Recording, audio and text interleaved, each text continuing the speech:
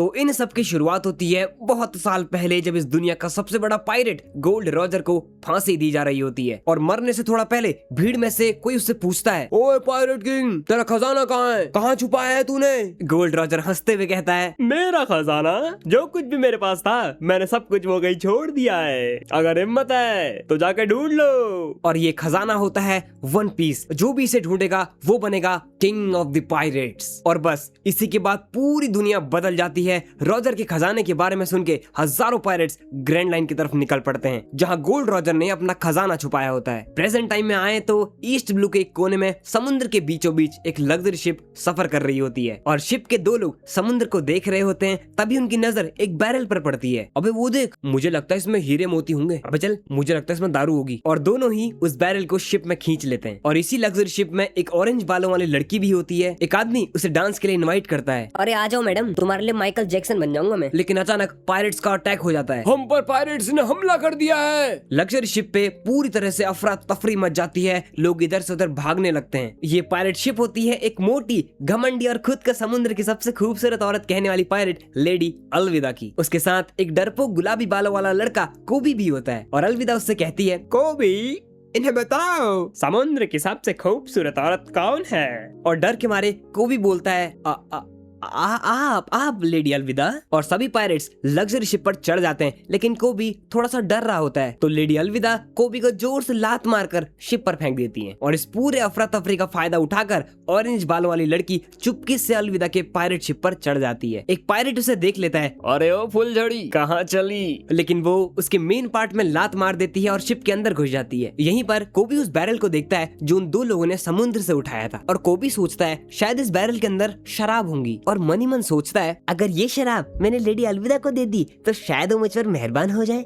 इसी सोच के साथ कोबी बैरल को लेडी अलविदा के पास ले जाता है। लेकिन रास्ते में अलविदा के 3 पायरेट्स उसके सामने आ जाते हैं। ए डबल बैटरी, इसे कहाँ लेके जा रहा है? ला चल हमें दे। उनमें से एक पायरेट कहता है, इसे मैं अपने अंदाज में खोलूंगा। वो पंच मारने ही वाला होता है, बैरल टूट जाता है। वो लड़का उठते ही उस पायरेट को मुक्का मार देता है और बोलता है, बहुत अच्छी नींद आई, पर अब भूख लग रही है। ये स्ट्रॉ हैट वाला लड़का होता है मंकी डी लूफी। अरे ये भाई साहब ऐसे क्यों लेटे हैं? तूने हमारे बॉस को कैसे मारा? लेकिन लूफी उन्हें पूरी तरह इग्नोर कर देता है और कोबी से पूछता है, कुछ खाने को मिलेगा क्या? पायरेट्स गुस्सा हो जाते हैं और तलवारों से लूफी पर अटैक करने लग जाते हैं। और लूफी एक ही सेकंड के अंदर उन सब की तलवारें तोड़ देता है। और डर के मारे वो अपने साथी पायरेट्स को घसीटते हुए लेडी अलविदा के पास चले जाते हैं। लूफी और कोबी खाने की तलाश में बेसमेंट में चले जाते हैं। कोबी उससे पूछता है, तुम कौन हो और यहाँ कैसे आए? मैं लूफी हूँ और मैं बनूंगा किंग ऑफ द पायरेट। ये सुनकर कोबी शॉक हो जाता है। तुम जानते भी हो किंग ऑफ द पायरेट का मतलब क्या होता है? जो दुनिया का सबसे बड़ा खजाना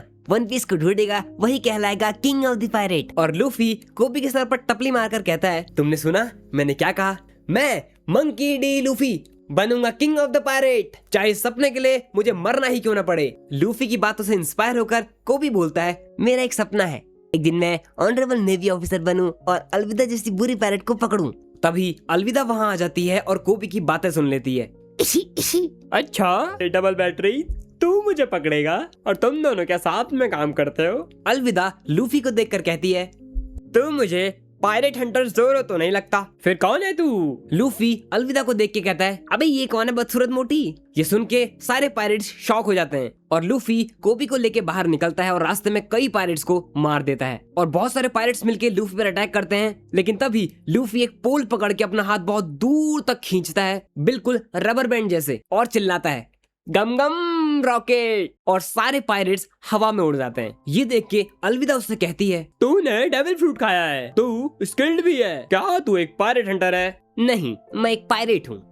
अकेले? हाँ अभी तो एक ही हूँ, लेकिन फ्यूचर में पूरे 10 मेंबर्स का क्रू बनाऊंगा। फिर तो हम दुश्मन हुए। और ये सब देखकर कोबी काफी डर रहा होता है, लेकिन वो पहली बार सच बोलता है, तुम एक बुरी पायरेट हो, बदसूरत, मोटी, घमंडी औरत। मैं नेवी में ऑफिसर बनना चाहता हूँ ताकि तुम जैसी बुरी पायरेट को पकड़ सकूं। और सबके सामने अलविदा की बेइज्जती हो जाती है। लूफी जोर जोर से हंसने लगता है और अलविदा को एक जोर का मुक्का उसके पेट में मारता है और वो सीधा 7 समुंदर पार जाके गिरती है। तभी पास में नेवी आ जाती है और डर के मारे बचे हुए लोग लूफी को एक छोटी बोट दे देते हैं। इसी दौरान वो ऑरेंज बालों वाली लड़की भी अलविदा के शिप से सामान चुराकर अपनी छोटी बोट में निकल रही होती है, लेकिन लूफी उसे देख लेता है। खुले आसमान के नीचे लूफी और कोबी अपनी बोट में बातचीत कर रहे होते हैं। कोबी उससे कहता है, लूफी सर, तुम वन पीस के लिए ग्रैंड लाइन जा रहे हो? तुम जानते हो ना उस जगह को पायरेट्स का कब्रिस्तान कहते हैं। लूफी कहता है मुझे फर्क नहीं पड़ता। अच्छा ये सब छोड़ो, तुम किसी पायरेट हंटर की बात कर रहे थे, वो कौन है? वो नेवी बेस में अरेस्टेड है और उसका नाम रोरोनोआ ज़ोरो है। लूफी कहता है मैं उसे अपने क्रू में रखना चाहता हूँ, चलो नेवी बेस चलते हैं। अभी ये मरवाएगा मुझे। अब लूफी और कोबी दोनों नेवी बेस सिटी पहुंच चुके होते हैं और जैसे ही लूफी शहर में एंटर करता है वो जोर जोर से चिल्लाता है, जोरो, ओए जोरो, मैं कहाँ है तू यही है ना? और फिर क्या था, बस इतना सुनते ही शहर के लोग फ्रीज हो जाते हैं, सबके चेहरे पर डर छा जाता है। कोबी बोलता है हाँ ज़ोरो यही है, पर उसे कैप्टन मॉर्गन ने कैद कर रखा है। और कैप्टन मॉर्गन का नाम सुनते ही लोग और भी ज्यादा डर जाते हैं। ज़ोरो से तो डर समझ में आता है, पर ये लोग कैप्टन मॉर्गन के नाम पे क्यों कांप रहे हैं? लूफी इधर से जोरो को ढूंढता है और तब उसकी नजर पड़ती है एक जगह पर। एक आदमी खुले आसमान के नीचे बंधा हुआ, हाथ बंधे हुए और चेहरा बिल्कुल निडर, और ये है पायरेट हंटर रोरोनोआ ज़ोरो। और ज़ोरो लूफी को देखकर कहता है निकल लो यहाँ से बेवकूफो। और तभी वहाँ एक छोटी सी लड़की सीढ़ी लगाकर ऊपर आ जाती है जिसका नाम होता है रिका। उसके हाथ में 2 राइस बॉल्स होती हैं। वो सोचती है कि ज़ोरो भूखा होगा और राइस बॉल्स ज़ोरो के पास ले आती है। ज़ोरो थोड़ा उससे गुस्से में बोलता है तो यहाँ क्यों आई, मैं नहीं खाऊंगा कुछ भी। और तभी वहाँ कुछ नेवी के ऑफिसर्स आ जाते हैं और उनके साथ एक अमीर बाप की बिगड़ी औलाद आ जाती है। ये हेलमेप्पो है। हेलमेप्पो वहाँ आकर रिका की राइस बॉल्स को खाता है और बोलता है बहुत मीठा है, बेकार, छी, बेकार खाना, और जानबूझकर उन्हें जमीन पर फेंक देता है। और ये राइस बॉल्स रिका ने पहली बार खुद बनाई होती हैं। वो रिका को धमकाता है जो भी ज़ोरो की मदद करेगा उसे मार दिया जाएगा, तुम्हें पता है मेरा बाप कौन है? लूफी कोबी से पूछता है इसका बाप? कोबी धीरे से लूफी को बताता है अरे लूफी, ये कैप्टन मॉर्गन का बेटा है। एक नेवी ऑफिसर रिका को दीवार से बाहर फेंक देता है, लेकिन तभी लूफी अपने लचीले शरीर से हवा में ही रिका को कैच कर लेता है और फिर नेवी वाले वहां से चले जाते हैं। उनके जाने के बाद लूफी ज़ोरो के पास आता है, गिरे हुए राइस बॉल्स को उठाता है। चावल में मिट्टी लगी होती है पर फिर भी ज़ोरो उन्हें चुपचाप खा लेता है। लूफी ये सब देखता है और जाके रिका को बताता है उसने तुम्हारा सारा खाना खा लिया और बोला बहुत टेस्टी है। लूफी, कोबी और रिका बातचीत कर रहे होते हैं और लूफी सोचता है क्या ये बंदा सच में बुरा है? रिका बोलती है नहीं, ये सब हेलमेप्पो की गलती है। हेलमेप्पो एक दिन हमारे रेस्टोरेंट में आया अपने कुत्ते के साथ और सबको परेशान कर रहा था, तो ज़ोरो भैया ने गुस्से में हेलमेप्पो को घुसा मार दिया। तू जानता है मेरा बाप कौन है? अब मैं इन दोनों माँ बेटी को मरवा दूंगा, तू बस रुक। लेकिन तुझे एक डील देता हूँ, अगर तू अरेस्ट हो जाएगा तो रिका और उसकी माँ को माफ कर दिया जाएगा। और एक शर्त रखता हूँ तेरे लिए, अगर तू 1 महीना बिना खाना खाए जिंदा रह गया तो तुझे हमेशा के लिए आजाद कर दूंगा। प्रेजेंट टाइम में आए तो लूफी और उसके दोस्त उसी रेस्टोरेंट में होते हैं और वहाँ वो ऑरेंज बालों वाली लड़की भी होती है। हेलमेप्पो वहाँ वापस आता है और बोलता है मुझे फ्री का खाना चाहिए अभी। और लूफी उसे पहचान लेता है और सीधा एक पंच मार देता है। हेलमेप्पो गुस्से मुझसे कहता है मैं अपने बाप से तुझे मरवा के ही रहूंगा।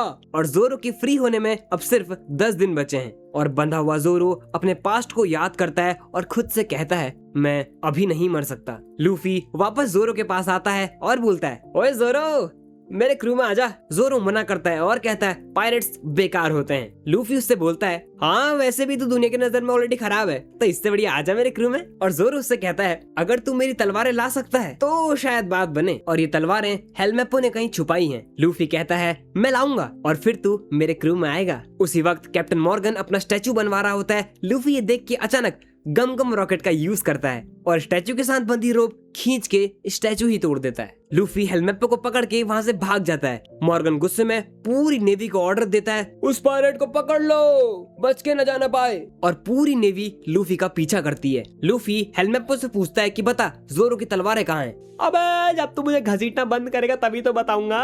ओके चल अब बता। ज़ोरो की तलवारें पीछे वाले कमरे में हैं। लेकिन तभी वहाँ पीछे कुछ ऑफिसर्स आ जाते हैं, लेकिन लूफी हेलमेप्पो को बकरा बनाकर कमरे में घुस जाता है। कमरे में 3 तलवारें पड़ी होती हैं। लूफी सोचता है कौन सी वाली होगी इसकी, चलो एक काम करते तीनों ही ले जाते हैं। उधर को भी ज़ोरो को फ्री करने की कोशिश करता है पर ज़ोरो उसे रोक देता है। अरे मेरे सिर्फ 10 दिन बचे हैं फ्री होने में। हेलमेप्पो गद्दार है, ये लोग तुझे कल मारने वाले हैं। लेकिन तभी कैप्टन मॉर्गन अपने ऑफिसर्स के साथ वहां आ जाता है और ज़ोरो पर फायरिंग का ऑर्डर दे देता है। गोलियां चलती हैं और अचानक लूफी बीच में आ जाता है और सारी बुलेट्स उसके रबर जैसे शरीर में टकराकर वापस उड़ जाती हैं। और ज़ोरो आंखें फाड़ के देखता है और कहता है हाँ? अबे तू कौन है भाई? मैं हूँ मंकी डी लूफी और मैं किंग ऑफ द पायरेट बनूंगा। अबे पागल हो गया तू, दिमाग खराब हो गया तेरा? जोरो उसे देखकर कहता है यहाँ बंधे रहने से अच्छा है मैं तेरे क्रू में आ जाऊंगा। हुर्रे! ये हुई ना मर्दों वाली बात। ओए जोरो क्रू में आ गया, जोरो क्रू में आ गया, जोरो क्रू में आ गया। अबे चुप हो जा लूफी, पीछे देख। ये सब देख के कैप्टन मॉर्गन समझ जाता है कि लूफी ने डेविल फ्रूट खाया है।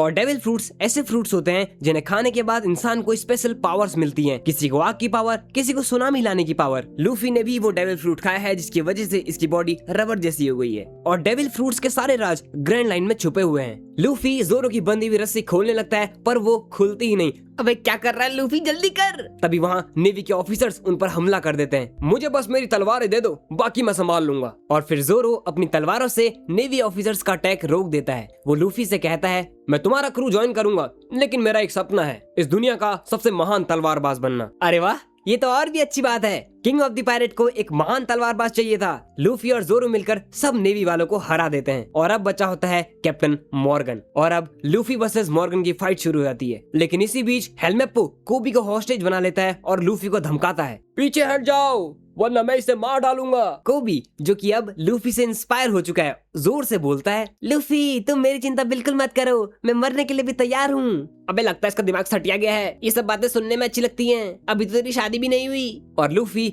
हेलमेप्पो को एक घूसा मार के उड़ा देता है और जोरो पीछे जाके मॉर्गन को मार देता है। जो नेवी ऑफिसर्स अब तक मॉर्गन के डर में जी रहे थे वो सब आजाद हो जाते हैं और पहली बार खुशी महसूस करते हैं। जोरो ने कई दिन से कुछ नहीं खाया था तो वो थक कर गिर जाता है और बोलता है, भाई बहुत भूख लगी है यार। उधर ऑरेंज बालों वाली लड़की मॉर्गन के ऑफिस के अंदर कुछ ढूंढ रही होती है। उसे एक स्पेशल तिजोरी दिखती है जहाँ ग्रैंड लाइन का मैप होना चाहिए था, लेकिन मैप की जगह एक लेटर होता है जिस पर लिखा होता है, मैं मैप ले गया हूँ, आपका प्यारा बगी। लूफी, जोरो और बाकी सब रिका के रेस्टोरेंट में खाना खा रहे होते हैं। अब आप कहाँ जाओगे? लूफी कहता है ग्रैंड लाइन। और कोबी ग्रैंड लाइन का मतलब समझाता है, हमारी दुनिया में 2 ओशियंस है, इन दोनों को सेपरेट करता है रेड लाइन, और रेड लाइन को जो परपेंडिकुलर काट कर जाती है उसे कहते हैं ग्रैंड लाइन। गोल्ड रॉजर ने वन पीस ग्रैंड लाइन के एंड में कहीं छुपाया था। इस जगह को पायरेट्स का कब्रिस्तान भी कहते हैं क्योंकि यहाँ बहुत भयानक लड़ाई होती है। जाने का वक्त आ जाता है। लूफी कोबी से पूछता है, तो पहले अलविदा पायरेट्स के साथ था, क्या नेवी वाले तुझे एक्सेप्ट करेंगे? तभी बचे हुए नेवी ऑफिसर्स वहाँ आते हैं और बोलते हैं, तुम पायरेट्स हो, क्या ये बात सच है? लेकिन तुम लोगों ने हमारी मदद की है, इसीलिए हम तुम्हें अरेस्ट नहीं करेंगे, बस तुम ये शहर छोड़कर चले जाओ। लूफी और जोरो जाने लगते हैं। वो नेवी ऑफिसर्स उनसे पूछता है, क्या ये भी तुम्हारे साथ है?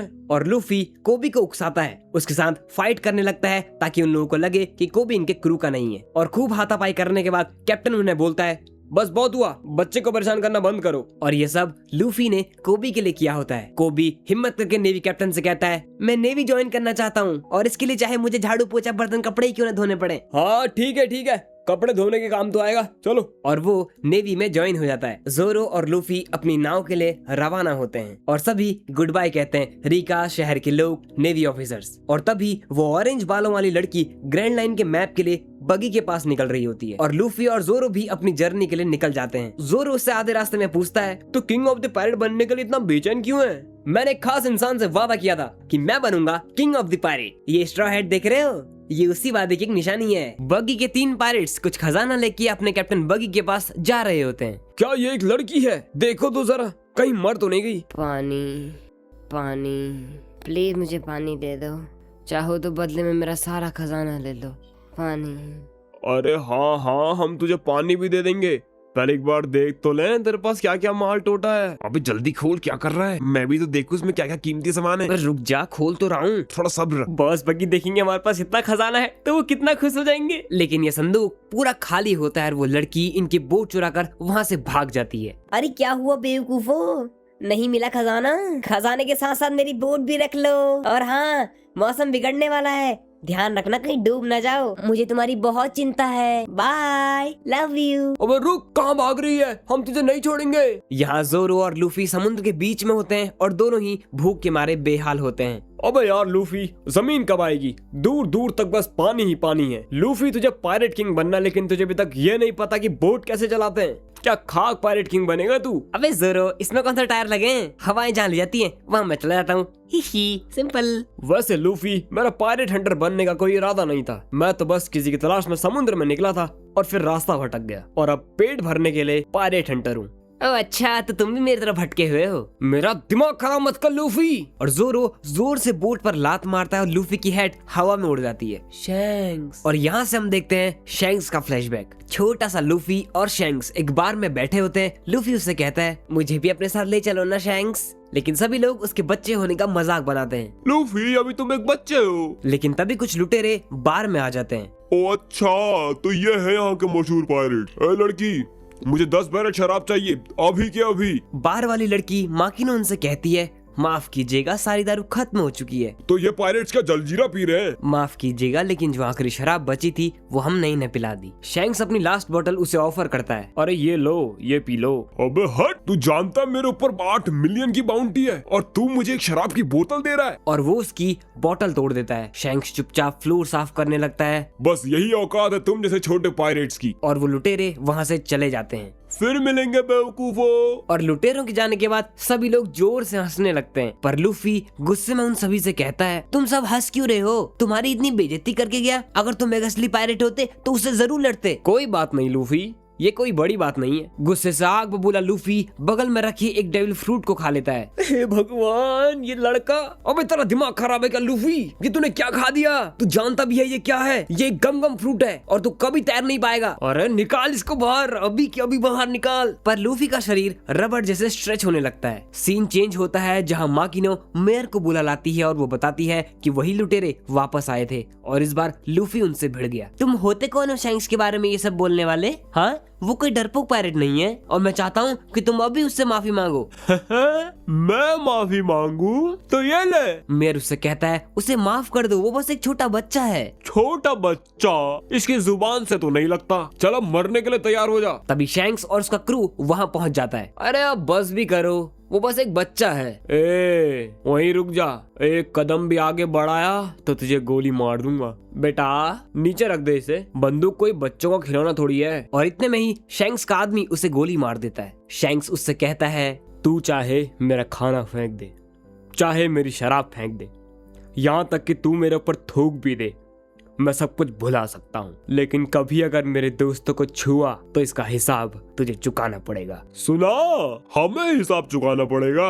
मार डालो इन्हें। लेकिन शैंक्स का अकेला आदमी कुछ ही सेकंड्स में सबको मार गिराता है और अब सिर्फ लुटेरों का कैप्टन वहाँ बचा होता है और वो उनकी आंखों में धूल झोंककर लूफी को किडनैप करके वहाँ से ले जाता है। ओए काले नाग, छोड़ मुझे। छोड़ दूं तो ये ले। बचाओ बचाओ। तभी एक सी मॉन्स्टर वहाँ आ जाता है और वो इस लुटेरे को खा जाता है और अब वो मॉन्स्टर लूफी के ऊपर भी हमला करता है पर शैंक्स वहाँ आकर लूफी को बचा लेता है। लेकिन इसके बदले में शैंक्स अपना बायां हाथ खो देता है। शैंक्स अब इस टाउन से जाने वाला होता है और जाने से पहले लूफी बोलता है, मैंने डिसाइड कर लिया है, एक दिन मैं भी अपना क्रू बनाऊंगा, बिल्कुल तुम्हारी तरह शैंक्स, और तुम देखना एक दिन मैं जरूर पायरेट किंग बनूंगा। ओ अच्छा, ऐसी बात है तो ये लो मेरी हैट, ये मेरे लिए बहुत कीमती है, इसका ख्याल रखना। मुझे यकीन है लूफी, तुम एक दिन जरूर अच्छे पायरेट बनोगे और उस दिन ये हैट मुझे वापस लौटाओगे। हे लूफी, हैट को जोर से पकड़ो वरना फिर उड़ जाएगी। लूफी, बहुत भूख लग रही है यार। अरे जोरो वो देख। अबे कहीं तू इसे पकड़ने की तो नहीं सोच रहा? बिल्कुल सही कहा। और गम गम रॉकेट का यूज करके चिड़िया को पकड़ने के लिए निकल जाता है, लेकिन गलती से उसकी चोंच में अटक जाता है और ये मैं आसमान की ऊंचाइयों में। अबे ये कहाँ फंस गया मैं? आसमान में कूदा और चोंच में अटका। लूफी तू एक नंबर का बेवकूफ ही रहेगा, तुझसे एक काम सही से नहीं होता। और जोरो उसका पीछा करता है लेकिन बगी के 3 पायरेट्स जोरो से मदद मांगते हैं। बचाओ बचाओ, हम डूब रहे हैं। चढ़ सकते हो तो चढ़ जाओ, मेरे पास टाइम नहीं है। और बोट पर चढ़ते ही वो तीनों अपने असली रंग में आ जाते हैं। तूने हमें बचाकर बहुत बड़ी गलती कर दी है, हम तीनों बगी द क्लाउन के पायरेट्स हैं। बीजीएमआई वाली बगी क्या? और अब ये बोट हमारी हुई। तुम्हारी तो? अरे जोरो मेरे पापा, मैं माफ कर दो। हमें पता नहीं था कि तुम वो वाले पायरेट हंटर जोरो हो। आप आराम से बैठिए मालिक, नाव हम चलाएंगे। और जोरो उनसे पूछता है, वैसे ये बगी है कौन? आप बगी द क्लाउन को नहीं जानते? वो एक बहुत खतरनाक पायरेट है जिसने डेविल फ्रूट खाया है। उधर ऑरेंज बालों वाली लड़की के पीछे भी कुछ बगी के पायरेट्स पड़े होते हैं क्योंकि वो बगी से ग्रैंड लाइन का मैप चुराकर भाग रही होती है। लड़की को जल्दी पकड़ो वरना कैप्टन हमें मार देंगे। कैप्टन बगी लूफी का हवा में देखकर तोप चलाने का ऑर्डर दे देता है जिससे लूफी सीधा ऑरेंज हेयर वाली लड़की के पास आ गिरता है। अरे बॉस, आप आ गए हैं? तू है कौन? मैं तो तुझे जानता भी नहीं। चलो अब तुम इनसे निपटो। और वहाँ से भाग जाती है। तीन पायरेट्स तुरंत लूफी पर अटैक कर देते हैं, लेकिन लूफी अकेले ही तीनों को संभाल लेता है। और ये लड़की सब कुछ ऊपर छत से देख रही होती है। वो कहती है, तुम तो काफी स्ट्रांग हो, तुम फिर आ गई। मेरे पीछे पायरेट छोड़ने के बाद भी तुम्हें चैन नहीं आया। वैसे तुम हो कौन? मैं नामी हूँ, मैं एक बहुत बड़ी चोर हूँ। क्या तुम मेरे साथ काम करोगे? बिल्कुल नहीं। अरे बहुत भूख लगी है यार, कोई कुछ खिला दो। तो नामी उसे खाना खिलाने के लिए ले जाती है। उधर कैप्टन बगी अपने पायरेट्स पर गुस्सा निकाल रहा होता है। बेवकूफो, तुम्हारी वजह से वो लड़की ग्रैंडलैंड का मैप चुरा कर भाग गई।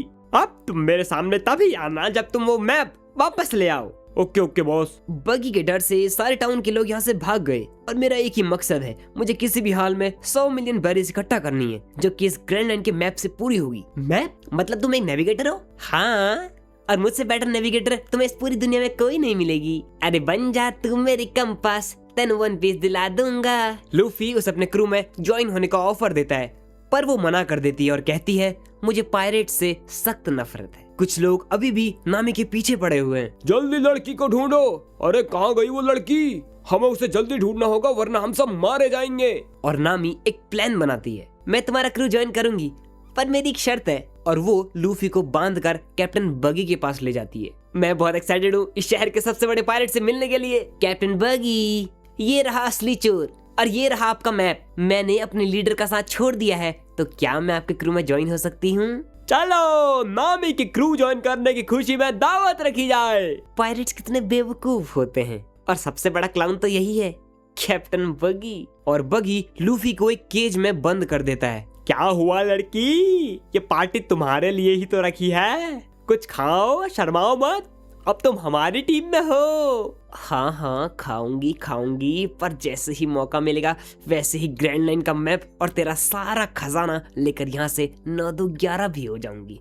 सभी लोग मजे से पार्टी कर रहे होते हैं और लूफी केज में बंधा भूखा प्यासा होता है। अबे कमीनो, कुछ तो दे दो मुझे खाने के लिए, अपना तो गले तक ठूस के खा रहे हैं और मुझे खाने के लिए एक टुकड़ा भी नहीं। और फिर बगी टाउन में एक बगी बॉम्ब फेंकता है और नदी किनारे खड़ा जोरो ये धमाका देख लेता है। बगी कहता है, देखा, मैं अपनी कैनेंस और डेविल फ्रूट की पावर से एक दिन ग्रैंडलैंड पर कब्जा जरूर करूंगा।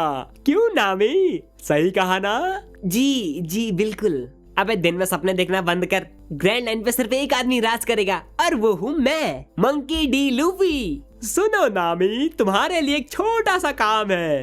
अपने नए कैप्टन के प्रति वफादारी दिखाने के लिए तुम अपने पुराने कैप्टन पर बगी बॉम्ब चला दो। लेकिन नामी सोचती है कि अगर मैं नहीं चलाऊंगी तो मारी जाऊंगी, और अगर मार दिया तो इन लीचेड पायरेट्स में और मुझ में कोई फर्क नहीं रहेगा। एक पायरेट नामी से माचिस छीनकर आग लगाने लगता है, पर नामी उसे रोकने के लिए उसे स्टिक से मार गिराती है, पर तब तक आग लग चुकी होती है। तुम तो एक गद्दार निकली, मार दो इसे। नामी बॉम्ब पर लगी हुई आग अपने हाथों से बुझाने लगती है, लेकिन तभी पीछे से 3 पायरेट्स उस पर हमला कर देते हैं। नामी पीछे देख। लेकिन तभी एंट्री होती है जोरो की और वो नामी को बचा लेता है। मोहतरमा, क्या तुम ठीक हो? कोई चोट तो नहीं आई? अबे जोरो भाई, मुझसे भी पूछ ले, सिर्फ लड़की पर ही मुसीबत आई है क्या?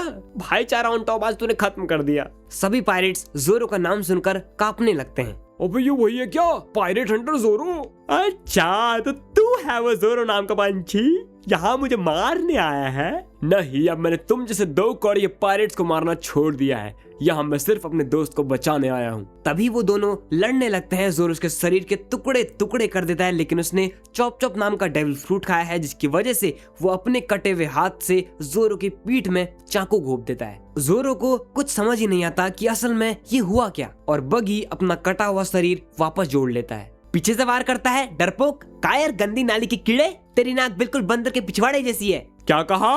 मेरी नाक बंदर के पिछवाड़े जैसी है?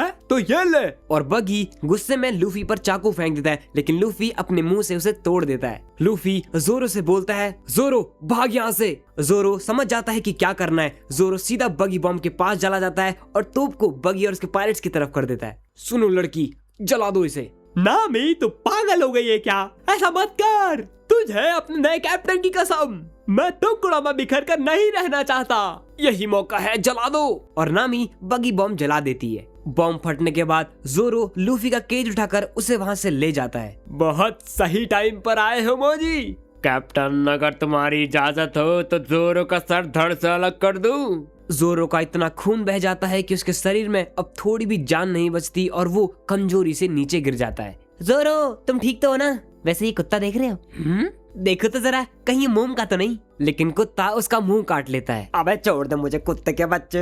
अरे बचाओ। लूफी तू जानवरों से दूर ही रहा कर, पहले वो पंछी अब ये कुत्ता। नामी उस केज की चाबी लूफी के सामने फेंक देती है, लेकिन वो कुत्ता उस चाबी को निगल जाता है। अबे कुत्ते तुझे कभी कुछ खाने को नहीं मिला क्या जो तू ये चाबी खा गया? मैं निकाल इसको अभी के अभी, मुझे पिंजरे से बाहर निकालना है। और तभी वहाँ उस शहर का मेयर आ जाता है। वो जोरो की चोट देखकर उसे कहता है कि हॉस्पिटल चलते हैं, लेकिन जोरो मना करता है और कहता है कि कुछ देर रेस्ट करूंगा तो ठीक हो जाऊंगा। इसका नाम शूशू है कि सारा दिन बस यहीं बैठा रहता है क्या? मेयर उन्हें बताता है कि ये इस पेट फूड शॉप की रखवाली करता है। ये दुकान इसने और इसके मालिक ने बड़े ही शौक से सजाई थी, लेकिन जब से इसके मालिक की डेथ हुई तब से ये रोज इसी दुकान के सामने बैठा रहता है। लेकिन तभी वहाँ बगी का एक मेंबर बीस्ट टेमर मोजी आ जाता है। अरे भागो यहाँ से, ये तो 20 टेमर मोजी है। ओए कैदी, इससे पहले कि मुझे गुस्सा आ जाए बता दे कि रोरोनोआ जोरो कहाँ है। नहीं बताऊंगा, जा क्या कर लेगा? और मोजी गुस्से में उसका पिंजरा तोड़ देता है। ये हुई ना बात, अब मैं आजाद हूँ। और लूफी दूर कहीं छटक जाता है। इसे मारना तो चींटी जितना आसान था, मर गया साला। खैर जो भी होता है अच्छे के लिए होता है। अब मैं बगियर्स के पायरेट्स का मजा चखाऊंगा। तुम जिंदा हो? तुम बच कैसे गए? सुना है वो मोजी जोरो को ढूंढ रहा है। रुको मैं आता उसकी बैंड बजा के। तुझे लगता है कि तू हमसे इस दुकान को बचा लेगा? और वो दुकान पर हमला करने लगता है। इसे बचाने के लिए शूशू अपनी आखिरी सांस तक लड़ता है। ये सब देखकर शूशू को अपने मालिक की याद आने लगती है। मोजी उसकी पूरी दुकान जला देता है और वहाँ से चला जाता है। पास खड़ा लूफी ये सब देख रहा होता है। मुझे लगा मैंने तुम्हें मार दिया है। मुझे मारना कोई बच्चों का खेल थोड़ी है। दोनों की फाइट शुरू हो जाती है। लूफी मोजी के शेर रिची को गम गम हैमर का यूज करके हरा देता है। तो क्या चीज है? मतलब तूने भी एक डेविल फ्रूट खाया है कैप्टन बगी की तरह? अरे फिर तो तुम मुझे माफ कर दो। मुझसे माफी मांगकर क्या मिलेगा? इससे अब शूशू का खजाना वापस थोड़ी आएगा। और फिर लूफी मोजी को भी मार गिराता है और वो वहाँ से भाग जाता है। और लूफी बचा हुआ पेट फूड शूशू को दे देता है और नामी ये देखकर काफी खुश हो जाती है। बस बहुत हो गया, मैं पिछले 40 साल से इस टाउन का मेयर हूँ। ये शहर पूरा हमने बसाया और बगी ने इस टाउन पर कब्जा करके इसे तबाह कर दिया। मैं उसे अब ये और नहीं करने दूंगा। लेकिन तभी अचानक एक बगी बॉम्ब मेयर के घर पर जा गिरता है, जहाँ जोरो आराम कर रहा होता है। नहीं, वहाँ जोरो आराम कर रहा था। जोरो तो ठीक तो है ना? ये भी कोई तरीका है सोते हुए इंसान को जगाने का? शुक्र है जोरो की तो ठीक है, वरना मेरी तो जान हलक पे आ गई थी। मैं उस बगी को आज सबक सिखा के रहूंगा। और नामी उसे रोकती है। कहाँ जा रहा है बुड्ढे इस उम्र में लड़ने? वाह, बुड्ढे का जोश तो कमाल का है। और मेयर बगी के पास लड़ने चला जाता है। ओए बगी, बाहर निकल, मैं इस टाउन का मेयर हूँ। मैं तुझे ये शहर और बर्बाद नहीं करने दूंगा। देखूं तो जरा हमसे लड़ने कौन आया है? एक 90 साल का बुड्ढा। तेरा मरने का टाइम नहीं हुआ तो मैं ही तुझे मार दूं आज। तभी लूफी वहाँ आ जाता है और बगी का कटा हुआ हाथ पकड़ लेता है। तुम लोग यहाँ क्यों आए? बगी को मैं ही मारूंगा। लेकिन लूफी उसके सर पर टपली मारकर उसे बेहोश कर देता है। लूफी ने बिल्कुल सही किया। अगर मेरे बगी से लड़ता तो अपने बचे हुए 20 दिन भी ठीक से नहीं जी पाता। ओए बंदर के पिछवाड़े जैसी शकल के। और बगी गुस्से में आकर उस पर एक बगी बॉम्ब छोड़ देता है, लेकिन वो अपने गम गम बैलून का यूज करके वापस उन्हीं पर बॉम्ब फेंक देता है। बगी अपने ही 2 मेंबर्स की शील्ड बना के खुद को बचा लेता है। अरे बॉस, ये तो वही स्ट्रॉ हैट वाला लड़का है जिसने मेरा गेम बजाया था। ये कोई आम इंसान नहीं है, इसने भी डेविल फ्रूट खाया है और इसका पूरा शरीर रबर का है। लेकिन तभी वहाँ काबाजी की एंट्री हो जाती है, जो कि बगी का एक और मेंबर है। कैप्टन, इन बच्चों को मुझ पे छोड़ दो। काबाजी लूफी पर हमला करता है, पर जोरो उसके सामने आ जाता है। अगर तलवारबाजी करनी है तो मुझसे कर। जोरो और काबाजी की भयंकर लड़ाई छिड़ जाती है, जिसमें वो जोरो को बहुत बुरी तरीके से घायल कर देता है। तुम पायरेट्स का पागलपन मुझसे झेला नहीं जाएगा, तो क्यों न इस मौके का फायदा उठा लिया जाए। मैं तो चली खजाना लूटने, जिंदा रहे तो फिर मुलाकात होगी। जोरो के ऊपर काबाजी अपना आखिरी अटैक छोड़ता है कि वो जोरो का पांव पकड़ सके और काबाजी उसे अपनी तलवार से काट सके। पर लूफी बगी का हाथ अपने पांव से दबा देता है। अबे बंदर के पिछवाड़े, टीम अप करके मारते हो? अगर लड़ना है तो मुझसे लड़। और वहाँ नामी खजाना ढूंढ लेती है। अरे वाह, इतना सारा खजाना। ओए लड़की, तू यहाँ क्या कर रही है? अबे इस बोतल को भी अभी खत्म होना था क्या? आउच, मेरी छाती में दर्द हो रहा है। और डंडे से उसके सर पर मारकर उसे बेहोश कर देती है और गले से चाबी लेके ग्रैंडलैंड का मैप वापस चुरा लेती है। मैं तेरे ये मौत के कुएं के करतब देखकर थक चुका हूँ। मर्दों की तरह सामने से लड़। अब दिखाता हूँ तुझे असली तलवारबाजी क्या होती है। और जोरो ओनिगिरी अटैक से उसे मार देता है, लेकिन खुद भी थक कर जमीन पर गिर जाता है। बाकी सब यहाँ से मैं संभाल लूंगा और मैं ग्रैंडलैंड का मैप लेके किंग ऑफ द पैरेट बनूंगा। अबे तू अगर तू किंग ऑफ द पैरेट बनेगा तो मैं तो इस दुनिया का भगवान बन जाऊंगा। वैसे भी मुझे तुझे देखकर बहुत देर से गुस्सा आ रहा है। तेरी स्ट्रॉ हेड देखकर मुझे बार बार उस लाल बालों वाले पायलट की याद आ रही है। क्या तुम्हारा मतलब शैंक्स? क्या तुम जानते हो वो अभी कहाँ है? अच्छा तो क्या मैं केबीसी की हॉट सीट पे बैठा हूँ जो तुझे मैं इसका जवाब दूं? और बगी लूफी पर अटैक करता है अपने कटे हाथ से, जिससे लूफी की स्ट्रॉ हेड साइड से कट जाती है। आज तक किसी की हिम्मत नहीं हुई मेरी स्ट्रॉ हेड को नुकसान पहुंचाने की। ये हेड मेरा इकलौता खजाना है। अगर ये तेरा खजाना है तो इसके लिए तो अपनी जान भी दांव पर लगा देगा। बगी अपने कटे हुए हाथों से उस स्ट्रॉ हेड को चीरते हुए अपने पास ले आता है। ये टोपी शैंक्स की है, उसने ही मुझे दी थी। क्या कहा? शैंक्स की? तेरी शैंक्स और मैं हम दोनों एक ही क्रू के मेंबर्स थे और मैंने उसके जैसा गद्दार कभी नहीं देखा। क्या कहा? गद्दार? वो भी शैंक्स? कभी मत कहना कि तुम और शैंक्स साथी थे, वो तुम्हारे जैसा कभी नहीं हो सकता। और लूफी उसे एक मुक्का मारता और उससे पूछता है, मुझे बता तुम दोनों के बीच क्या हुआ? कहानी उस समय की है जब शैंक्स और बगी एक ही क्रू के मेंबर हुआ करते थे। एक दिन एक पायरेट शिप इन पर हमला कर देती है। उन्हें हराने के बाद बगी को एक मैप मिलता है जिसमें समुद्र के नीचे एक खजाना छुपा है और ये मैप वो सबसे छुपाता फिरता है। एक दिन रात में शैंक्स और बगी बाहर बैठे होते हैं। शैंक्स अगर तो इतना सीधा आदमी नहीं होता तो मैं तुझे अपने क्रू में रख लेता। तेरे क्रू में? नहीं यार, हम दोनों का दुनिया देखने का नजरिया बिल्कुल अलग है, क्यों ना हम रास्ते भी अलग अलग चुने। अच्छा वो सब छोड़, तू कह रहा था लूक से हमें कुछ कीमती चीज मिली है, क्या है वो? हाँ, हमें एक डेविल फ्रूट मिला है। कहते हैं कि ये फ्रूट समुद्र के मॉन्स्टर का दूसरा रूप है। अगर कोई इसे खा लेता है तो उसे भी मॉन्स्टर जैसी पावर्स मिल जाती हैं और हम उस डेविल फ्रूट को 100 मिलियन बैरीज में बेच सकते हैं। और ये सुनते ही बगी को लालच आ जाता है और वो इसे खाने का ऐलान करता है। मैं बगी इस डेविल फ्रूट को खाने वाला हूँ। बगी तुझे कुछ अलग सा फील हो रहा है? अरे ये क्या, ये तो फेक निकला। लगता है डेविल फ्रूट की कहानी झूठी निकली। मुझे यकीन नहीं होता कि इनको बेवकूफ बनाना इतना आसान है। अब मैं इस फ्रूट को 100 मिलियन बैरीज में बेचूंगा और इस खजाने का ढूंढ निकालूंगा। इससे पहले कि मुझे कोई देख ले मैं यहाँ से चुपचाप निकल लेता हूँ। अरे बगी क्या हुआ, किसी लड़की ने धोखा दे दिया क्या? लेकिन बगी हड़बड़ी में डेविल फ्रूट खा लेता है और उसका मैप भी उसके हाथों से गिर जाता है। अरे मेरा मैप! बगी मैप के लिए सीधा पानी में कूद जाता है और डेविल फ्रूट की वजह से अब समुद्र में तैर नहीं पाता। बगी! लेकिन काफी देर होने तक बगी ऊपर नहीं आता तो शैंक्स पानी में कूदकर उसे बचा लेता है। प्रेजेंट टाइम में वापस आए तो लूफी उससे कहता है, अच्छा तो शैंक्स ने तुम्हारी जान बचाई ना? उसकी वजह से मैं जमीन के नीचे का खजाना नहीं लूट पाया तो मैं जमीन के ऊपर का खजाना लूटने लगा और जो भी मेरा खजाना लूटता है मैं उसे नहीं छोड़ता। मेरा खजाना चुरा के कहाँ भाग रही है नामी? और बगी अपर बॉडी से नामी पर हमला करता है और लोअर बॉडी लूफी के पास में ही रहती है। नामी को बचाने के लिए लूफी बगी के मेन पार्ट में जोर से लात मार देता है। मेरे अंडे। और यहाँ टाउन के लोग भी डिसाइड करते हैं कि वो अब बगी से अपना टाउन वापस लेंगे और लूफी नामी से खजाना छोड़कर भागने को कहता है। कभी नहीं, मैं एक चोर हूँ जो पायरेट्स को लूटती हूँ और मैं अपना खजाना किसी को नहीं दूंगी। क्या कहा? तेरा खजाना? तूने ये खजाना मुझसे चुराया है, इसका मतलब ये नहीं है कि ये खजाना तेरा हो गया। और बगी अपने पूरे शरीर के टुकड़े करके नामी के ऊपर हमला कर देता है, लेकिन लूफी उसका एक पाँव पकड़ के गुदगुदी लगाने लगता है। अबे रुक जा, ये सब मत कर। और लूफी उसे खींचकर लात मारता है और बगी और उसका सारा खजाना जमीन पर आ गिरता है। लड़ाई अभी खत्म नहीं हुई है रबर के बच्चे।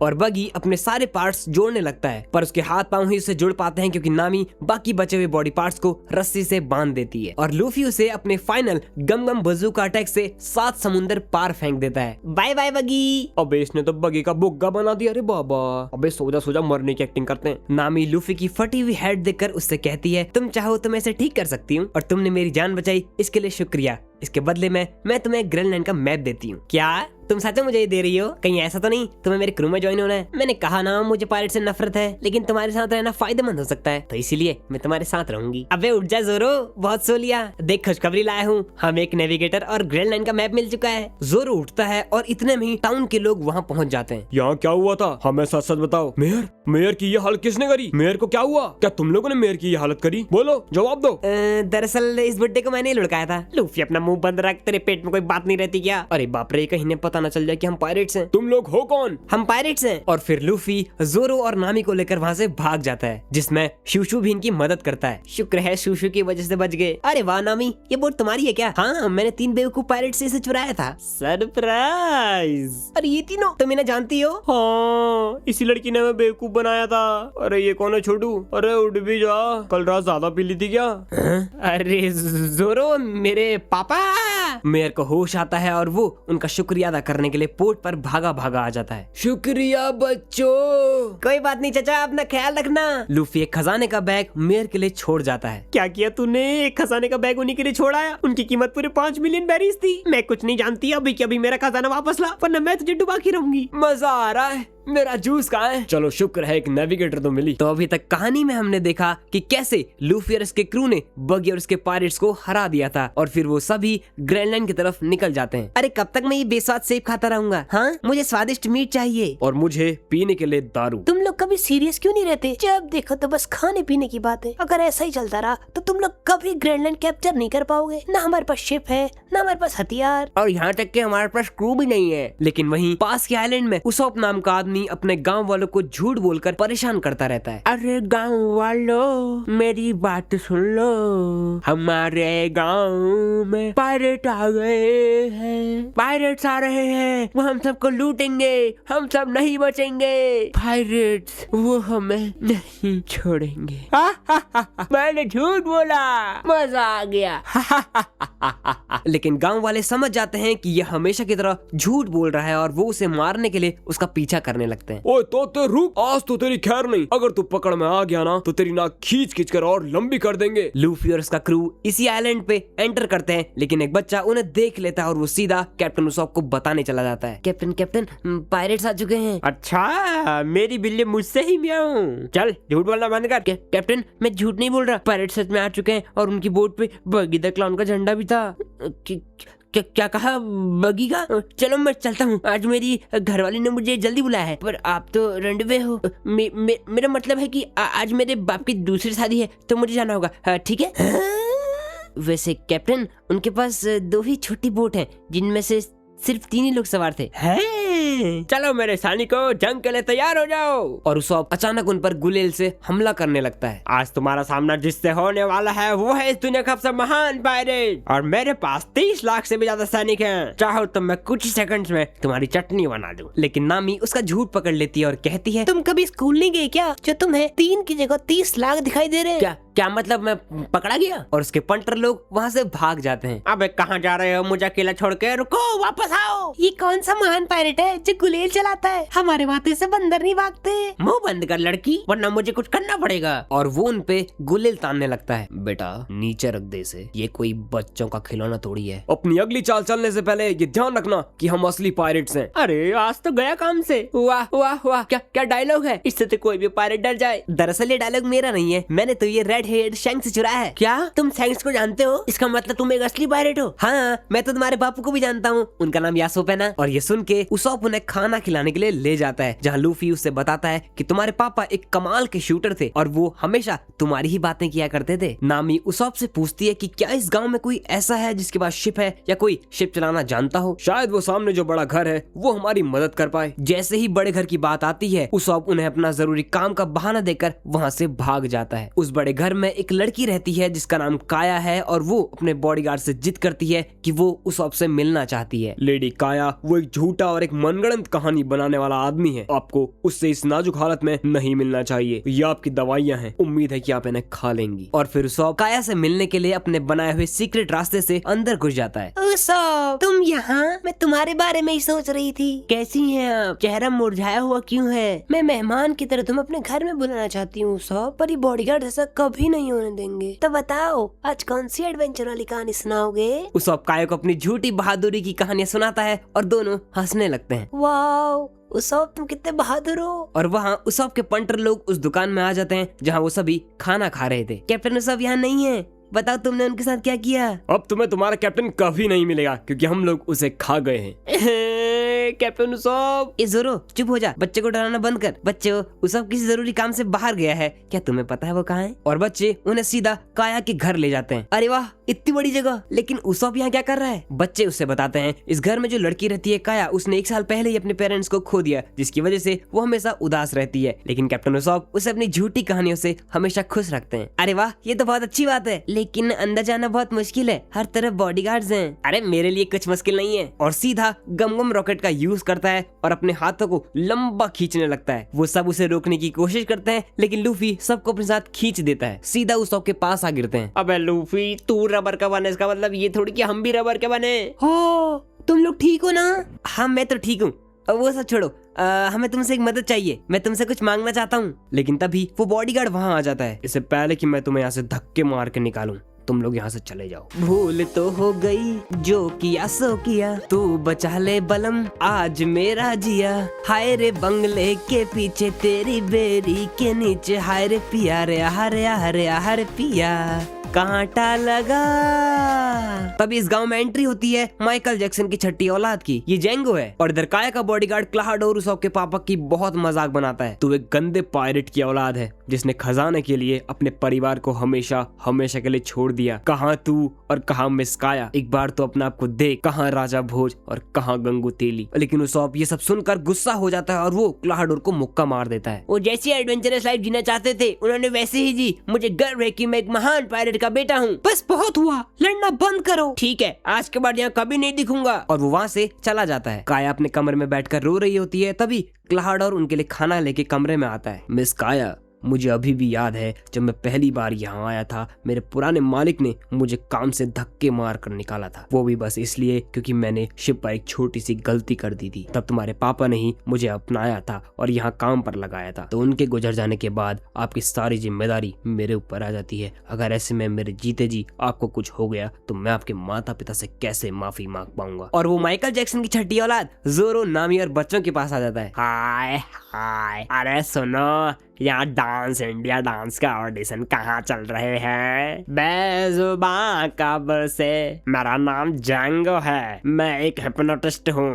कुछ करके दिखाओ, हम कैसे मान ले तुम एक हिप्नोटिस्ट हो? मैं तुम्हारा नौकर हूँ, जो कहोगे वो करूँगा। जैसे ही मैं जैंगो बोलूंगा तुम गहरी नींद में चले जाओगे। और जेंगो बोलते ही बच्चों के साथ अपना भी लुढ़क जाता है। अब ये क्या अजीब आदमी है, इस गांव में भी एक से बढ़कर एक कार्टून है। उसॉप नदी किनारे बैठा होता है और लूफी उससे मिलने आ जाता है। लेकिन तभी वो दोनों क्लाहाडोर और जेंगो को एक साथ देख लेते हैं। ये तो वही बॉडीगार्ड है ना? हाँ ये है तो वही, लेकिन ये किसी अजीब आदमी के साथ है। इसे पहले तो यहाँ कभी नहीं देखा। जेंगो, मैंने तुम्हें कहा था यहाँ छुप के आना, और तुम पूरे रास्ते भर में बेजुबान कब से करते आ रहे हो। वो सब छोड़ो, बताओ प्लान की तैयारी कैसी चल रही है? उस अमीर लड़की का मर्डर का प्लान बिल्कुल सही चल रहा है। और ये बात लूफी और उसॉप दोनों सुन लेते हैं। क्लाहाडोर और जेंगो एक प्लान बनाते हैं जिसमें जेंगो कहता है हम पहले गांव वालों पर अटैक करेंगे, जिसमें काया भी मारी जाएगी और ये बिल्कुल एक एक्सीडेंट की तरह लगेगा। क्लाहाडोर गुस्से मुंह से कहता है अरे बेवकूफ, इससे तो मेरी सारी मेहनत पर पानी फिर जाएगा। जो मैंने 3 साल तक उसकी सेवा करी, लोगों का भरोसा जीता, उस सब का क्या? गांव में हमला करने से पहले तू काया को हिप्नोटाइज करेगा और उसकी सारी जायदाद मेरे नाम लिखवाएगा। जैसा आप कहें कैप्टन कूरो।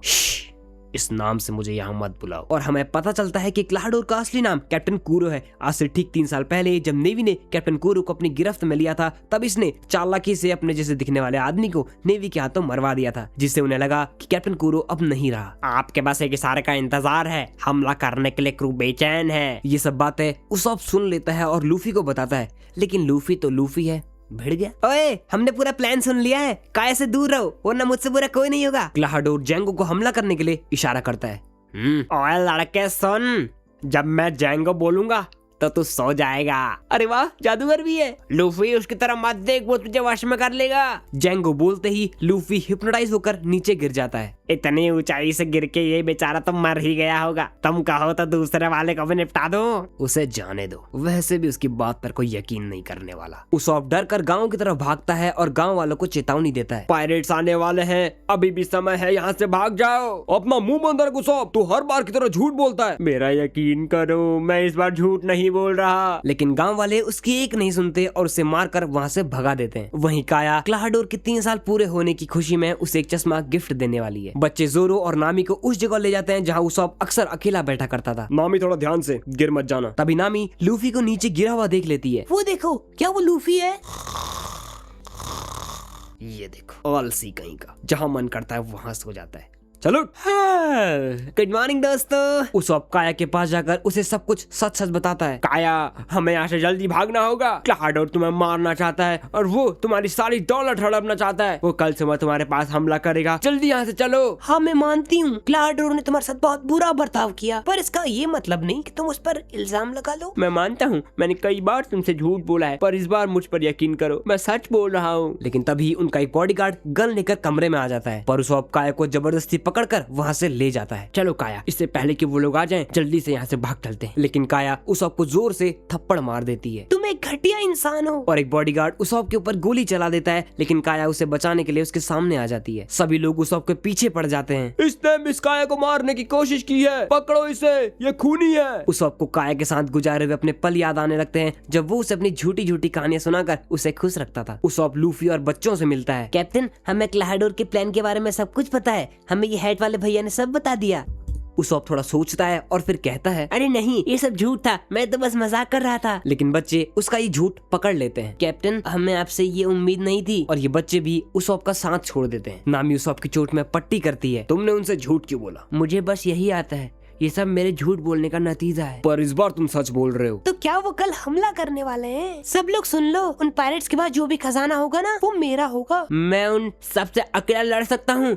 तुम्हें पता है तुम किसके सामने खड़े हो? इस दुनिया के सबसे महान पायरेट के सामने, कैप्टन उसॉप। और इस लड़ाई में लूफी और उसका क्रू उसका साथ देने का वादा करते हैं। उसॉप प्लान बनाता है। गांव में जाने का यही एक रास्ता है और रास्ते चट्टानों से भरे हैं। कल सुबह वो पायरेट्स इसी रास्ते से आएंगे और हम उन्हें यही मारकर गांव वालों को बचा लेंगे। अच्छा बताओ, तुम सबकी क्या क्या खूबियां हैं? मैं काटता हूँ, मैं मारता हूँ, मैं चुराती हूँ। हाँ तो ठीक है, मैं छुप जाऊंगा फिर। अबे डरपोक उसॉप, ऐसे बनेगा तू महान कैप्टन? वैसे तो बहुत बड़ी बड़ी बातें करता है। वो तो मैं बस हवाबाजी के लिए करता हूँ। और काया के घर पर मैरी साफ सफाई करते करते बड़बड़ा रहा होता है। वो झूठा उसॉप कुछ भी कहता है कि आप एक पायरेट हो। बताओ, सफेद झूठ। लेकिन तभी क्लाहाडोर उसे अपनी असलियत दिखाता है। जो चश्मा काया ने उसे गिफ्ट के तौर पर दिया था, उसे अपने पाँव से तोड़ देता है और मैरी पर जानलेवा हमला भी करता है। अगली सुबह, कैप्टन उठ जाओ, सुबह हो गई है, हमें हमला भी करना है। और फिर जेंगो अपने पायरेट्स के साथ नदी के किनारे पहुंच जाता है। बॉस, वो बोट्स किसकी होंगी? उन्हें छोड़ो, मुझे नहीं लगता उन छोटी बोट्स में कोई खजाना होगा। सीधे हमला करो। उसॉप उस अकेले रास्ते में तेल ही तेल गिरा देता है ताकि पायरेट्स ऊपर ना आ सकें। वैसे उसॉप, ये तेल कौन सा है? जापानी है क्या? वाह उसॉप, मानना पड़ेगा, तुम 2 नंबर के कामों में सबसे आगे हो। लेकिन काफी देर होने के बाद भी वहाँ से कोई नहीं आता और नामी दूर से कुछ आवाजें सुनती है। क्या तुम्हें भी वो आवाजें सुनाई दे रही हैं? अरे हाँ, याद आया, नॉर्थ साइड में भी कैसा ही रास्ता है, कहीं वो सब वहाँ से तो नहीं आ गए? क्या कहा? उसॉप के बच्चे, ये तेरा ही गांव है, तुझे नहीं पता इस गांव में आने के कितने रास्ते हैं? जल्दी बता, उस नॉर्थ वाली जगह में जाने में कितना टाइम लगेगा? नॉर्थ में? हे भगवान, वहाँ मेरा खजाना है। अगर मेरे खजाने का कुछ हुआ तो उसॉप के बच्चे मैं तुझे छोड़ूंगी नहीं। और फिर लूफी और उसॉप नॉर्थ की साइड गांव वालों को बचाने चले जाते हैं। तभी नामी गलती से तेल में फिसल जाती है और अपने साथ जोरो को भी खींच लेती है। आई मम्मी, गिर गई रे। और फिर जोरो की पीठ का सहारा लेकर ऊपर आ जाती है और जोरो वहीं फंस जाता है। बाद में मिलते हैं जोरो, तुमसे ज्यादा इम्पोर्टेंट मेरा खजाना है। मैं तुझे नहीं छोड़ूंगा नामी। उसॉप लूफी से पहले ही उन पायरेट्स के पास पहुंच जाता है और उन्हें गुलेल से मारने लगता है। अब भैया लूफी 300 किलोमीटर पर आवर की स्पीड से भागा तो था, लेकिन गया कहाँ? नॉर्थ में भागते भागते ये कौन सा आइलैंड पे आ गया? यहाँ तो कोई पायरेट्स ही नहीं है, ये क्या मजाक है? जेंगो के कुछ मेंबर्स को नामी का खजाना मिल जाता है। बॉस, ये देखो, हमें छोटी बोट से कितना सारा खजाना मिला है। इसमें कम से कम 5 मिलियन बेरीज होंगी। सुनो पायरेट्स, वो खजाना मेरा है। अगर तुम्हें वो चाहिए तो रख लो, रख लो, लेकिन मेरी एक शर्त है, तुम्हें अभी के अभी यहाँ से जाना होगा। जेंगो उसे हिप्नोटाइज करने ही वाला होता है, तभी नामी वहाँ आकर उसे डंडा मारकर बचा लेती है। ये खजाना मेरा है और इसे जहाँ से लाए हो वहीं वापस रख दो, वरना तुम सबकी खैर नहीं। मुझे लगता है तुम बहुत बहादुर लड़की हो, तो जाओ उनसे लड़ो। क्या कहा? मैं लड़ूं? तुम जाओ, तुम लड़ो, मैं तो एक नाजुक कली हूँ। कमर से नीचे देखोगे तो तुम्हें मेरे अंदर भी एक नाजुक कली दिखेगी। और फिर नामी और उsopp रास्ते में कांटे फेंक देते हैं और उधर जोरो अभी भी तेल से जूझ रहा होता है। धत तेरी की, क्या मुसीबत है। नामी, कसम खुदा की अगर तू बच गई ना तो मैं तुझे निपटा दूंगा। और जोरो अपनी तलवार के सहारे ऊपर जमीन में आ जाता है। उsopp लगातार उन्हें गुलेल से मारता रहता है। शाबाश उsopp, क्या बात है, बहुत अच्छा लड़ रहे हो। मैं थोड़ा थक गई हूँ, थोड़ा आराम करके आती हूँ। पीछे से एक पायरेट उsopp के सिर पर मार देता है, जिसकी वजह से वो बुरी तरह घायल हो जाता है। सभी पायरेट्स गांव की तरफ जाने लगते हैं, पर तभी लूफी और जोरो आकर सारे पायरेट्स को मार देते हैं। अच्छा हुआ तुम लोग आ गए। खजाने की लालची, तुम मुझे तेल की नदी में छोड़ आई। सॉरी जोरो, गुस्सा मत कर यार। ये ले चुम्मी ले माँ। क्लाहाडोर बाहर बैठा इंतजार कर रहा होता है। प्लान के मुताबिक बहुत देर हो चुकी है, अभी तक तो पूरा गांव तहस नहस हो जाना चाहिए था। इन लोगों को शायद पता नहीं कि अगर मेरे काम में कोई लापरवाही करता है तो उसका क्या हाल होता है। चलो अब समय आ गया है। जेंगो के सारे पायरेट्स बुरी तरह घायल हो जाते हैं, लेकिन फिर जेंगो उन्हें हिप्नोटाइज करके उनकी शक्तियों को और बढ़ा देता है। उनमें से एक पायरेट एक ही मुक्के से पूरी चट्टान गिरा देता है। भाई ये इंसान है या हैवान? मैं तो कहता हूँ हम चारों यहाँ से भाग जाते हैं। और पायरेट्स उन पर हमला बोल देते हैं। तुम दोनों पीछे हटो, लूफी और मैं इन्हें संभाल लेंगे। Luffy, Luffy! अरे नहीं, ये भी हिप्नोटाइज हो गया, गए काम से। और लूफी गम गम गैटलिंग का यूज करके सारे पायरेट्स को मार देता है। अरे ये पागल हो गया क्या? और लूफी इतना ताकतवर हो जाता है कि वो उनके शिप ही तोड़ने लगता है, लेकिन जेंगो उसे वापस सुला देता है।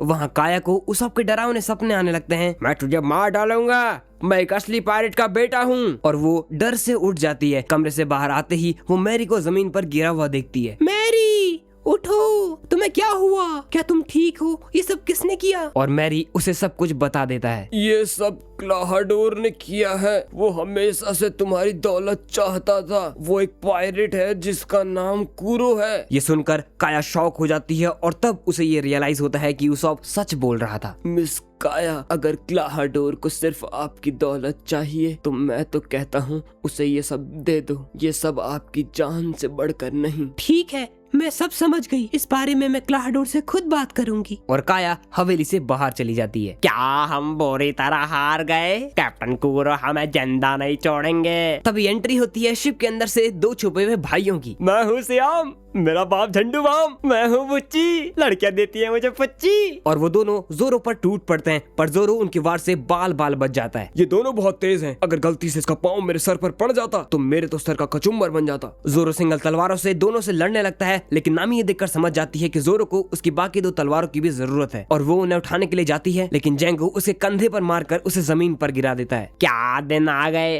लड़कियों में इतनी हिम्मत कहाँ से आई? तभी वहाँ कैप्टन कुरो भी आ जाता है। पूरी रात बीत गई और जो काम बोला था वो पूरा नहीं हुआ। इसका अंजाम तो तुम अच्छे से जानते होगे। अब ये कहाँ से आ गया? कैप्टन कुरो, हमें माफ कर दो, अब तो हम सब मरे। अच्छा, तो डरपोक कुरो आ ही गया। माना कि तो 3 साल पहले बहुत पावरफुल था, लेकिन अब नहीं। हम दोनों भाइयों ने इन 3 सालों में बहुत लोगों को मारा, बहुत पायरेट्स को डुबाया है, और तो यहाँ डरपोकों की तरह सुनसान गाँव में भीगी बिल्ली जैसे छुपा हुआ है। आज हम दोनों भाई तुझे मार डालेंगे। और वो दोनों कुरो पर हमला कर देते हैं, लेकिन कुरो अपने फुटवर्क से इन दोनों को अपनी गिरफ्त में ले लेता है। शेर कभी शिकार करना नहीं भूलता। मैं तुम्हें 5 मिनट का वक्त देता हूँ, इन चीजों को खत्म करो वरना मैं तुम सबको मार दूंगा। श्याम और बुच्ची जोरो पर जबरदस्त हमला करते हैं, पर नामी उठकर जोरो को उसकी तलवार दे देती है और जोरो अपनी 3 तलवारों से उन दोनों को मार देता है। लेकिन जेंगो बुच्ची को हिप्नोटाइज करके उसे और पावरफुल बना देता है। ये अभी भी जिंदा कैसे है? नहीं, क्या इसने इसे हिप्नोटाइज करके और पावरफुल बना दिया? अगर ऐसा ही चलता रहा तो हम सब यही मारे जाएंगे। और ये लूफी का बच्चा अभी तक सो रहा है, हमारी कोई फिक्र ही नहीं। और नामी जल्दी से लूफी को उठाने के लिए भागती है, लेकिन जेंगो अपना हिप्नोटाइज करने वाला सुदर्शन चक्र नामी की तरफ फेंक देता है। उठ जा लूफी, उठ लूफी। और लूफी कोइंसिडेंटली नामी का पाँव खींचकर उसे बचा लेता है। अरे नामी, तेरा दिमाग खराब हो गया क्या, जो तू मुझे ऐसे उठा रही है? मैंने कुछ नहीं किया लूफी। नामी, तुम्हारे कंधे पे क्या हुआ? मैं ठीक हूँ लूफी, पर इस वक्त जोरो को तुम्हारी सबसे ज्यादा जरूरत है।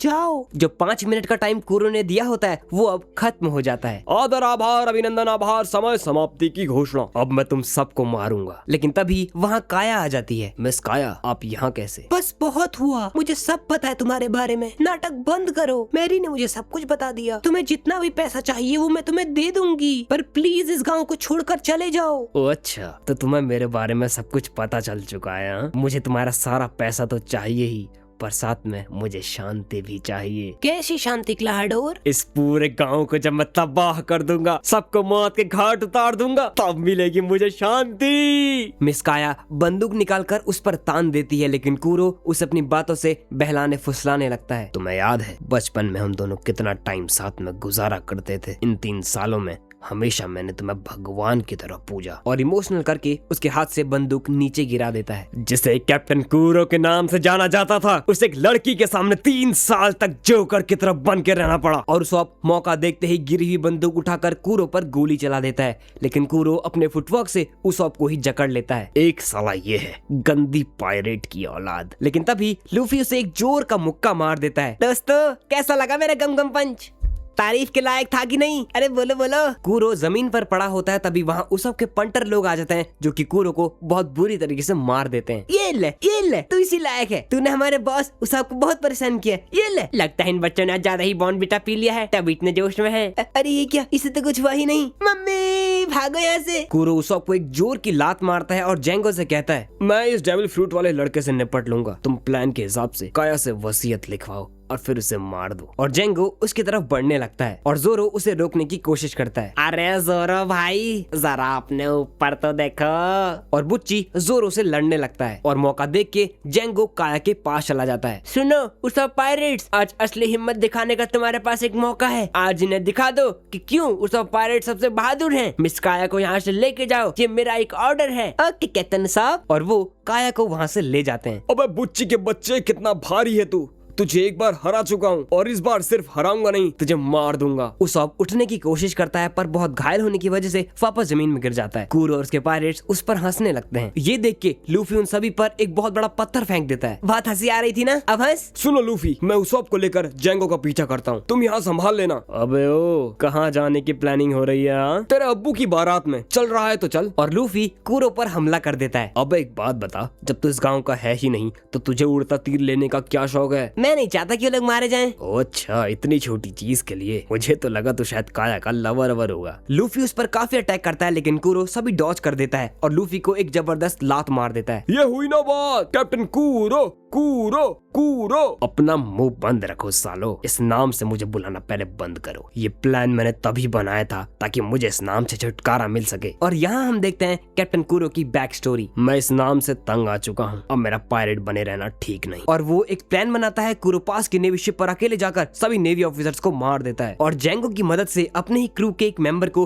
हिप्नोटाइज करके बुलवाता है। मैं कैप्टन कुरो हूँ, मैं ही कैप्टन कुरो हूँ। और एक बचे हुए नेवी ऑफिसर को हिप्नोटाइज करके ये यकीन दिलाता है कि उसी ने कैप्टन कुरो को पकड़ा है, जिससे सभी लोगों को ये लगेगा कि कैप्टन कुरो अब मर चुका है। प्रेजेंट में वापस आए तो कुरो बताता है, इस प्लान के लिए मैंने पिछले 3 साल से इंतजार किया और जो भी मेरे रास्ते में आएगा उन्हें मैं अपने नुकीले ब्लेड से काट डालूंगा। कुरो लूफी पर अटैक करता है, पर लूफी एक बड़े पत्थर की शील्ड बना लेता है और उससे ही कैप्टन कुरो पर हमला कर देता है, जिससे उसके एक हाथ के ब्लेड टूट जाते हैं। और यहाँ जेंगो जंगल में काया और बच्चों को ढूंढने निकल जाता है। बकाओ, लुक्का छुपी खेलना बंद करो, लड़की को मेरे हवाले कर दो, वरना मून वॉक करते करते पूरा जंगल साफ कर दूंगा। बेजुबान कब से। तेरे एक हाथ के ब्लेड से मैंने तोड़ दिए, अब बारी है दूसरे हाथ की। देखो, उसने कैप्टन कुरो के एक हाथ के ब्लेड तोड़ दिए। क्या कैप्टन कुरो के साथ हम भी मरने वाले हैं? ओए अपना मुंह बंद रखो, उसे यहाँ कैप्टन कुरो के नाम से मत बुलाओ। यहाँ इसका नाम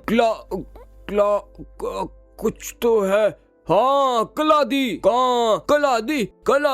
कलादी। अपनी बकवास बंद करो, तुम लोग मेरे प्लान के खरीदे हुए पायरेट्स हो। ये सब खत्म होने के बाद मैं तुम सभी को मार डालूंगा, क्योंकि जो भी मेरी सच्चाई जान लेता है मैं उसे मार देता हूँ। तुम अपने आप को समझते क्या हो? भले ही तुम्हें हजारों लोग कैप्टन कहते हैं, लेकिन फिर भी उस वक्त तुमसे बेहतर ही रहेगा। अबे तुम मुझे उस झूठे मक्कार और गंदे पायरेट की औलाद से कंपेयर कर रहा है? चल देखते हैं वो मुझसे कैसे बेहतर है। और लूफी पर हमला कर देता है, लेकिन लूफी उसे घुमा के एक जोरदार पंच मार देता है। इतनी बेइज्जती, अब मैं तुझे दिखाता हूँ कि एक असली पायरेट अपने आखिरी सांस तक कैसे लड़ता है। क्या कैप्टन उस अटैक का यूज करने वाले हैं? नहीं, ऐसा मत करो कैप्टन, हम सब मारे जाएंगे। और तभी कूरो अपना out of the back attack का यूज करके अपने सारे पायरेट्स को धीरे धीरे काटने लगता है। अबे कायरे की तरह छिपकर वार करता है, दम है तो सामने आ। कूरो अपने इस अटैक से लूफी को काटने लगता है, लेकिन आखिरकार लूफी उसका हाथ पकड़कर उसे पटक देता है। तूने मुझे पकड़कर बहुत बड़ी गलती कर दी है, अब मैं पहले तुझे नहीं तेरे दोस्तों को मारूंगा। और वापस इनविजिबल होकर वहाँ से चला जाता है। जैंगो अभी भी काया और बच्चों को ढूंढ रहा होता है। मुझे पता है तुम लोग यहीं कहीं छिपे हुए हो,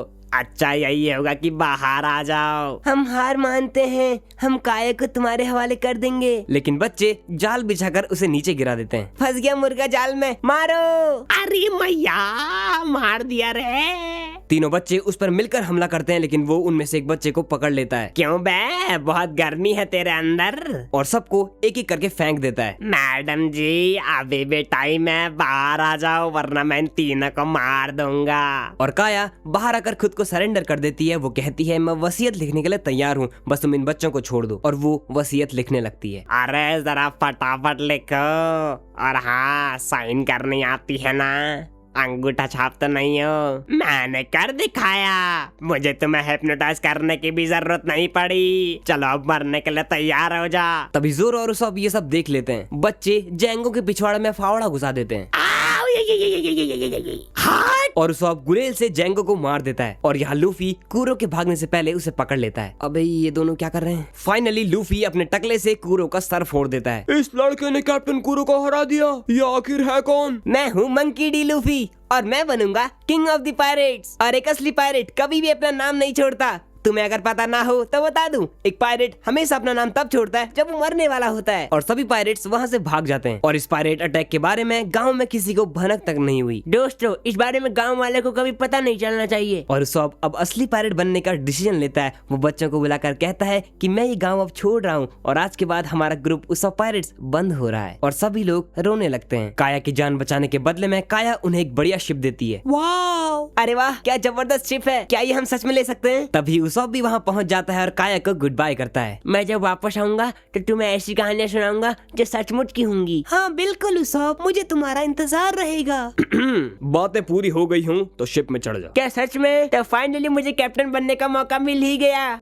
अबे चुप कर जा, इस क्रू का कैप्टन मैं हूँ। और उसॉप भी लूफी के क्रू में जुड़ जाता है। काया उसॉप के जाने से उदास बैठी रहती है और मैरी उसे उसॉप के बारे में बताता है। जब उसॉप छोटा था तब उसके पिता गांव छोड़कर चले गए थे। उसके कुछ ही टाइम बाद उसकी माँ भी गुजर गई थी। और फ्लैशबैक में हम देखते हैं उसॉप की माँ बीमार है और उसॉप चिल्लाते हुए कहता है पापा के पायरेट्स आ गए हैं। पर उसकी माँ उसे बताती है कि अब तुम्हारे पापा कभी वापस नहीं आएंगे। और हाँ उसब, बड़े होके अपने पापा की तरह एक बहादुर पायरेट बनना। और ये कहते कहते वो गुजर जाती हैं। और अकेलेपन और माँ के गुजर जाने के बाद से उसॉप बस एक ही चीज बड़बड़ाता रहा, पायरेट्स आ रहे हैं, पायरेट्स आ रहे हैं, पायरेट्स आ रहे हैं।